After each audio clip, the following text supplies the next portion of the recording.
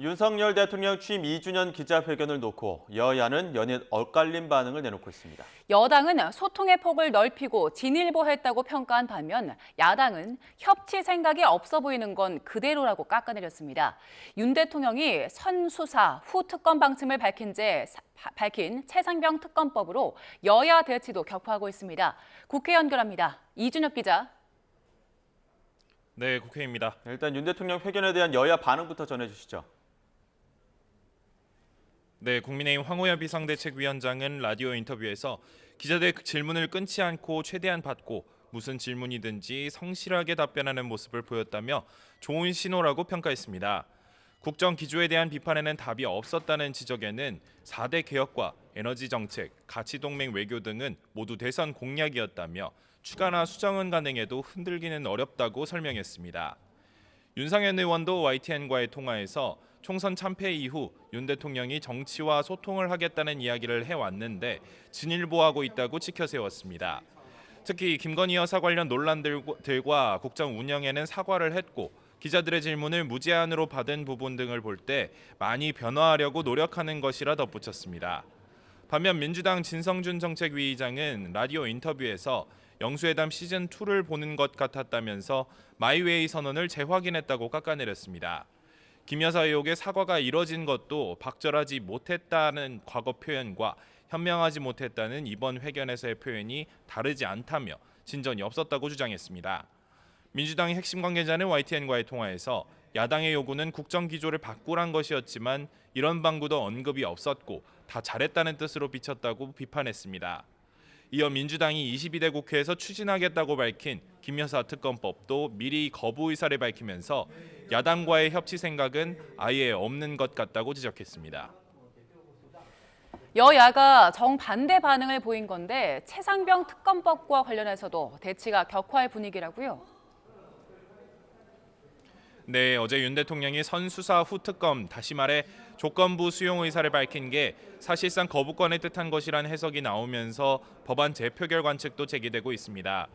오는 14일 국무회의에서 대통령이 제의 요구안 거부권을 의결할 수 있다는 전망도 나오고 있는데요. 야권은 오는 28일 본회의를 열어 21대 남은 국회 임기 안에 반드시 법안을 처리하겠다는 입장입니다. 야권은 조건부 수용에도 선을 긋는 분위기인데요. 민주당 관계자는 YTN과의 통화에서 최상병 특검법이 대통령을 겨냥하고 있는 만큼 여당에서도 수정 협상에 응할 여지가 적다고 지적했습니다.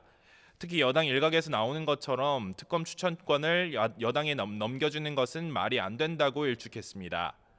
또 다른 당 관계자는 이미 여당 의원들 몇몇이 찬성 의사를 공개적으로 밝혔다면서 재표결 시 이탈표에 대해서도 기대감을 드러냈습니다. 반면 국민의힘은 야권이 밀어붙여 탄생한 공수처에서 이미 수사가 진행 중인데 그 결과를 지켜보자는 걸 왜 못 믿느냐며 반발하고 있습니다. 황호여 비상대책위원장은 라디오 인터뷰에서 야권이 주장하듯 이렇게 여러 가지 특검을 하는 건 전례가 없다면서 수사 결과가 부족하면 바로잡는 특검이 낫다고 주장했습니다. 이탈표 전망에 조정훈 총선 백서 TF 위원장은 단일 대우는 이재명 원팀인 민주당의 문화일 뿐이라면서도 여당 의원들은 다들 대통령이 제시한 해법을 따를 것이라 내다봤습니다. 네, 이런 가운데 국민의힘은 비대위 인선에 박차를 가하고 있죠. 네, 국민의힘 황호여 비대위원장은 YTN과의 통화에서 당 3역으로 꼽히는 차기 정책위의장을 정하는 것이 가장 중요한 상황이라고 밝혔습니다. 어제 선출된 추경호 원내대표와 함께 논의하며 비대위 인선 마무리에 속도를 낼 예정인데요. 국민의힘은 오는 13일 나머지 비대위원 인선까지 모두 마무리하는 것을 목표로 하고 있습니다. 황 비대위원장은 일각에서 전당대회 시기가 늦어질 거란 전망에 반발하는 데 대해서는 비대위를 믿고 맡겨야 한다는 뜻을 강조했습니다. 다만 전당대회 규칙이나 당권과 대권 분리를 명시한 현행 규정을 바꾸는 문제들은 비대위에서 주도하기보다는 당원 당규상의 여론 수렴 등 절차를 밟아 나갈 거라 밝혔습니다. 네, 야권에서는 실거주 1주택자의 종부세 폐지가 거론돼 묘한 파장을 낳고 있다고요. 네, 앞서 박찬대 원내대표가 한 언론 인터뷰에서 아무리 비싼 집이라도 1주택이고 실제 거주한다면 과세 대상에서 빠져야 한다고 말했는데요.